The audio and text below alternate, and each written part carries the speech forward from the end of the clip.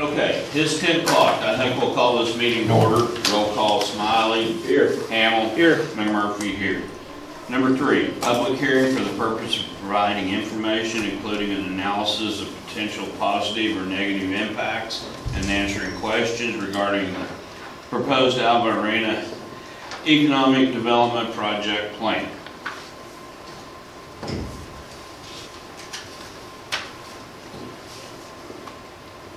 Mr. Ron, you got some questions? Yeah, let me stand up. My name is, some of you know me already, but anyway, my name is Ron Edwards. I've lived here in Alva all my life.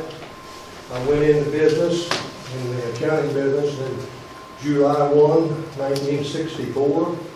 So I've been at the accounting business and been dealing with the Internal Revenue Service, the Oklahoma Tax Commission, the unemployment, all the tax agencies over the last 54 plus years. And as I have read over what records we have or documents that we have here about the arena and how it's to be taxed, that is my primary concern for being here. I'm not against the arena. I am strongly opposed to, and like for the county commissioners, to also consider maybe to table this project until they have had sufficient time to actually read the details that Sonia can get for us, Ms. Williams, that she can provide for us about the details and the calculations as to how these taxes. Because to me, when it's been divided up into different areas, you've created a pre-tax problem of trying to sort out which goes where and which goes there. You've got out-of-town people coming in, and somehow they talk about using the SI or the zip code to make that division between where the income is to be handled. And it's just very complicated in my mind to see and how many more people we're going to have to hire to do the accounting work in on this. And the transparency deal about what is going on with this project, that's why I'm asking for more records as to the specifics about the formulas being used to divide the tax up and what it's been. The record shows that there's been 2,400 acres designated as the increment zone. In the TIF, I know they've said that there's no new tax. Well, we know that if you're going to have at least a $15 to a $20 million project, you're going to have more expense. And I don't see how this revenue can be generated from this 2,400 acres that we have. The town of Alva has today, plus or minus, less 5,000 people.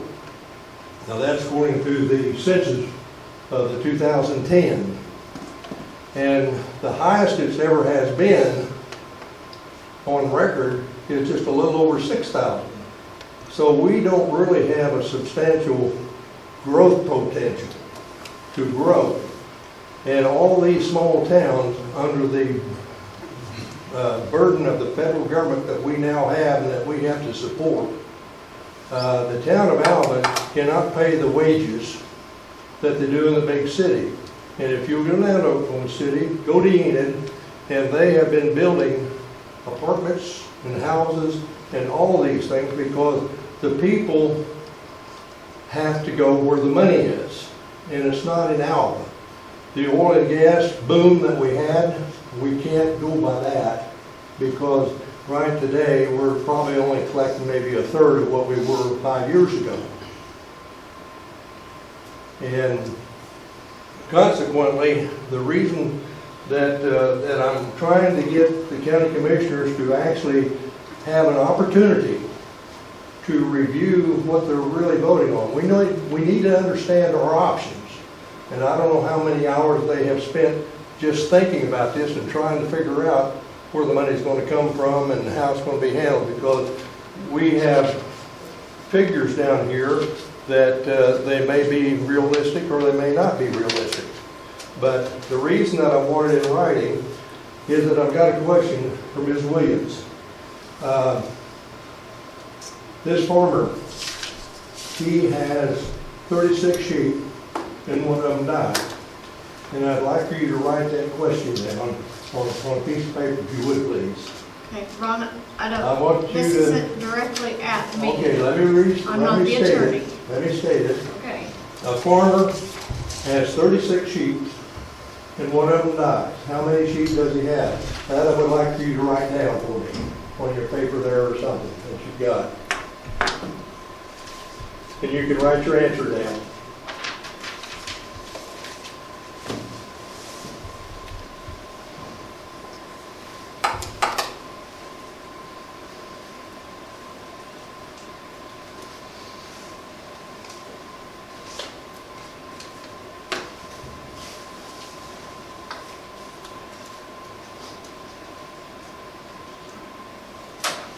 Okay, what's your answer?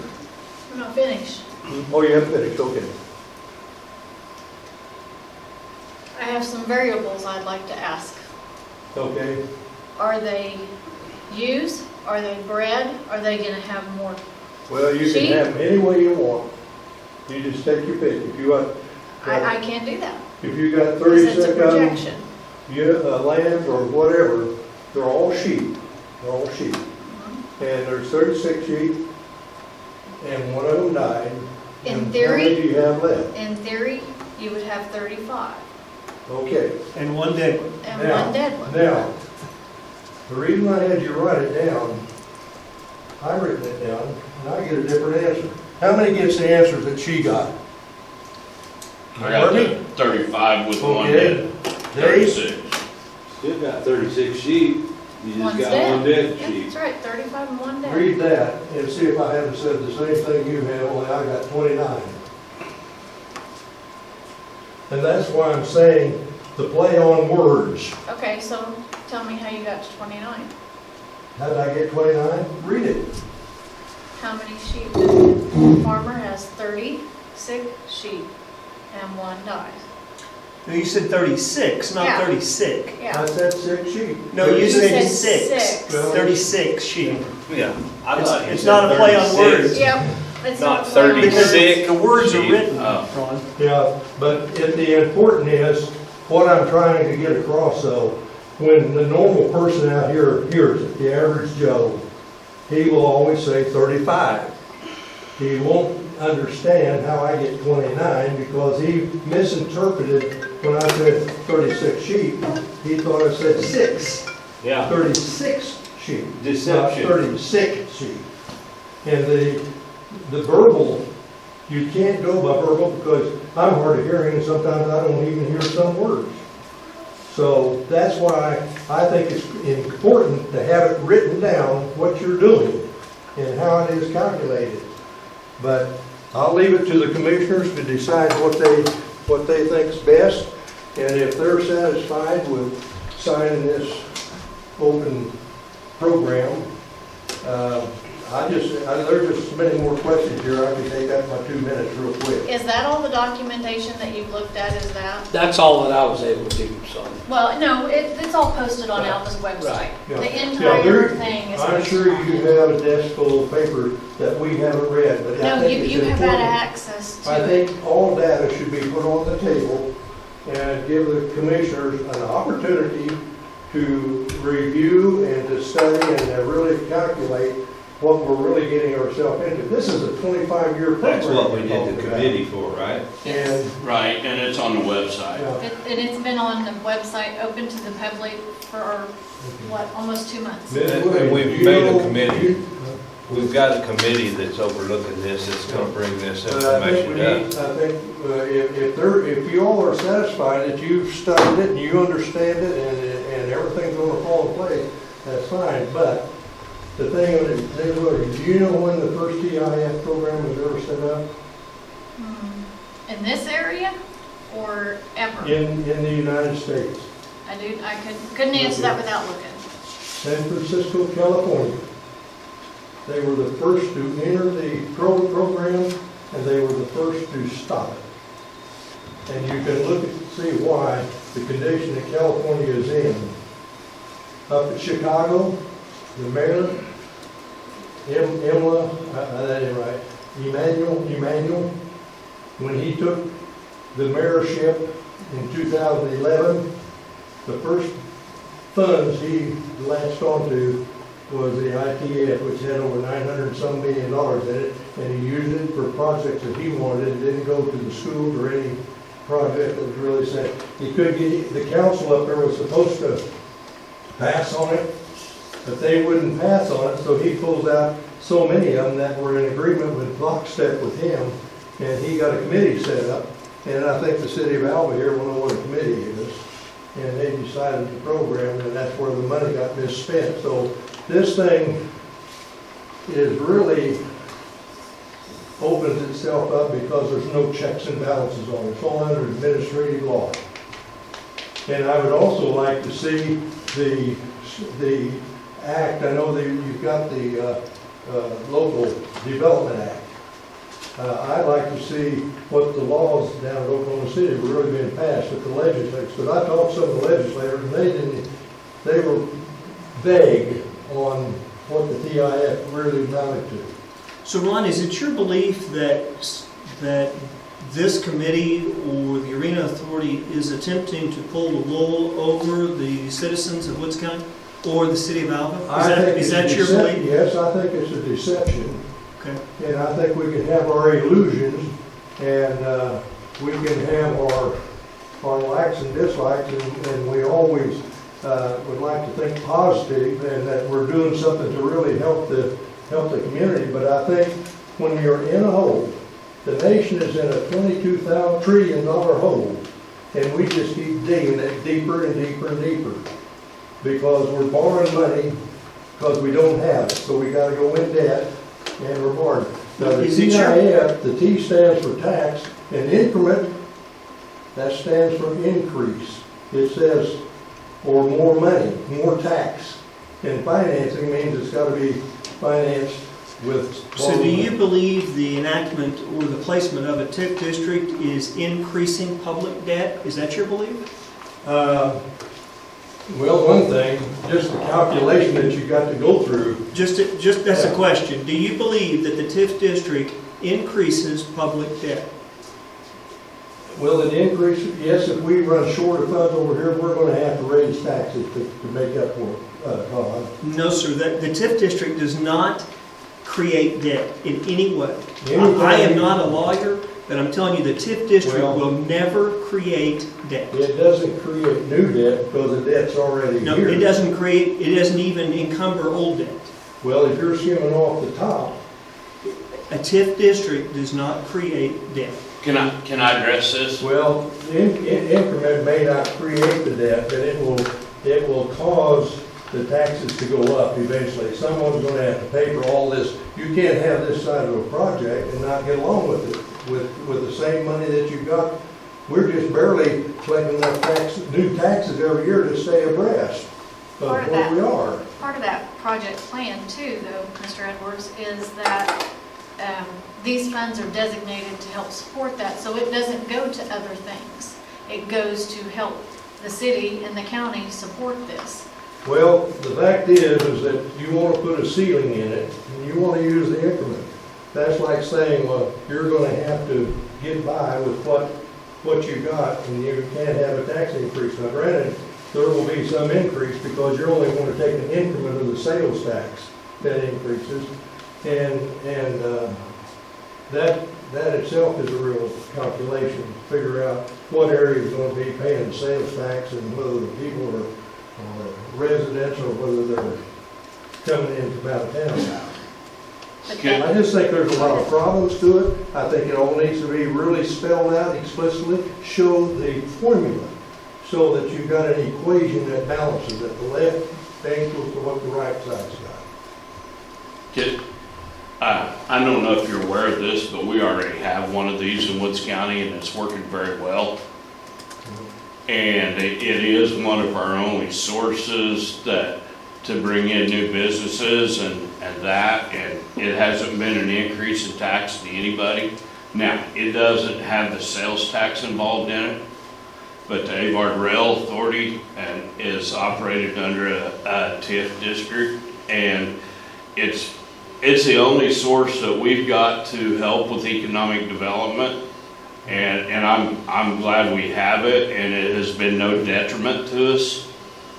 And Well, I look at a lot of government programs that's been set up, and they haven't all been very successful in a lot of cases. Now, granted, you guys, the government and things have helped, but the federal government, they subsidize these giant corporations, and that's who you're really fighting today, are these globalists. well, all I can speak for is the one that is in existence here that's about But I 5 to just- 7 years old.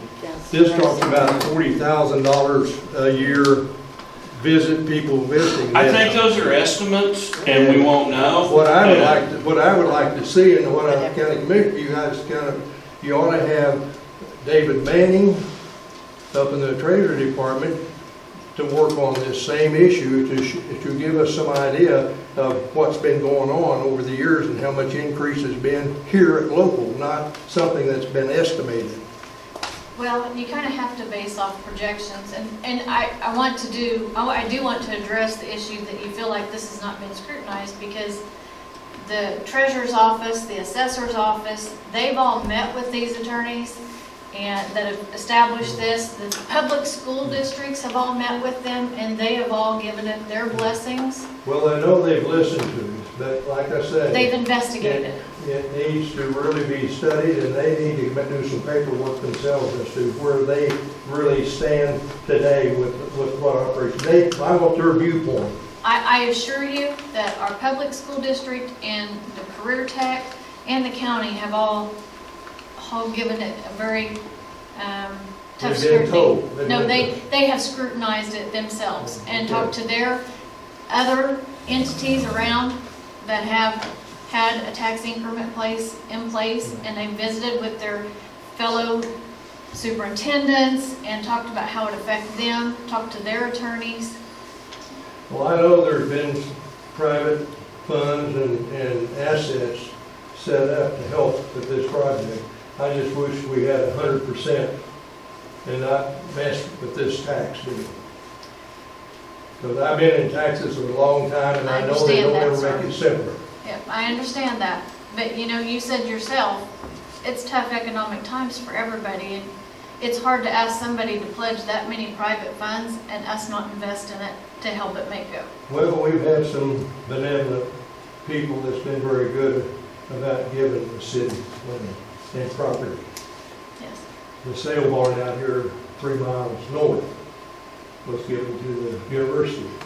And there's more property down by Avon given to the university. So I think we have, and Mr. Glass have helped with the recreation center up here. And so we've got the people here, and I am more concerned, like I say, the tax issue is my field, and I am reluctant to turn my head on. In fact, last night on TV, Fox Channel, I know you guys probably don't like Fox Channel, but anyway, former Senator Tom Coburn was on, and he was exactly addressing the same issue that I'm talking about here this morning, about the bureaucracy that has been generated in these different agencies, and how we are under administrative law, which means that you can take the amendment pen and change it to whatever you want, or change the definition of the word or whatever. I'm just not stable enough to understand how this is going to be any different than all these other things that's been going on here that I've observed. Mr. Edwards, I live here and I shop here, so it's going to affect me. Well, I'm not. So He's going to affect all. I trust me that, I've done my homework on it, Yeah. and I You're know very that they're, comfortable with it. Well, that's and I'm good. very comfortable with it. You know, you and all the rest of us, we're all consumers. That's correct. And that's who pays the taxes. That's correct. Corporations don't really pay taxes. They make sure they collect it so they can give it to the government. So anyway, I'll let it all rest. Ron, And thank if you. the county commissioners want to okay it, it's not We mine. hope you'll be supportive. Huh? We hope you'll be supportive. This will be a good Well, project. I would like to see it happen, but I tell you, economically, I'm not seeing all of this growth. And I've heard this story time and time and time again, back when we passed the alcohol tax, not alcohol, that's supposed to take care of the school fees. Well, that didn't last long, so we come up with a racetrack, and we did that, and that didn't help. Then we come up with giving the Indians the casinos, and that hadn't helped. Understood. There's been some people made tons of money off of it, just like when the oil boom came here, the legislators down there in Oklahoma City, and no one spoke out, they lowered the production tax, and you may know, from 7.25% down to 1%. And that's why they had all this horizontal drilling and that all mushroom, and I know there was a lot of money made. Well, I appreciate you coming and giving us your comments. So, anyway, I've used up, Thank you very much. I think I've used up my 2 minutes. Oh, you're fine. Just barely. So I'm going to vacate and let you all have at it. Have a good afternoon. Anyway, a lot of the people that are involved with this, they're my friends. I've known them all my life and I've known their family and I know I'll probably be blackballed, but I just couldn't stay silent. You need to be heard. Everybody that has questions, they need to be heard. So I appreciate your comments. You know, I think we do need a cornerstone for any project that we take on. And that cornerstone should be placed so we have reference to our Heavenly Father, our God. Because everything that man has come one way or another from our Heavenly Father. Now, I know there's a lot of people who argue about the religious part, that God doesn't exist and all that, but man's done it all. Well, that's man's own tradition that he thinks he's done it all. But all of this, the laws of science that man has written down, the physics that man has written down, aren't they the same as what God's laws are? And once you become a carpenter and you want to cut a 45-degree angle, you can't cut it 44. It's got to be 45. Anybody that programs a computer, you've got to do it where it does the right thing at the right time. And if you don't, it's not going to work. Electrician, when he wires this building, he's got God's laws. God created these laws long before he ever created man. So help us. God bless us all. Thank you very much. Appreciate it. Ron. Thanks. You take care of it. Got you too. Thank you, Ron. Anything else? Make a motion to adjourn. I'll second that. All in favor? Aye. Aye.